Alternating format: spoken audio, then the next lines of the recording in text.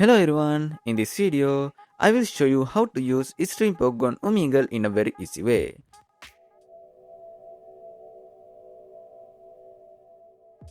First open your browser and search for Streamfog on Google. Then open the official website and download the app to your computer. I already installed it, so I am just going to open it now. After opening Streamfog, complete the basic setup and make sure your real webcam is selected correctly. Once your camera is connected, you can try different filters and effects inside the app. After everything is ready, open the Umingle website in your browser.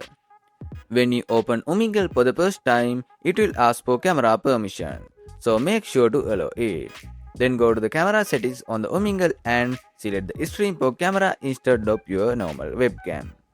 After selecting it, you will instantly see the filters and effects working on Umingle. That's it. Now you can enjoy using Streamfog while chatting on Umingle.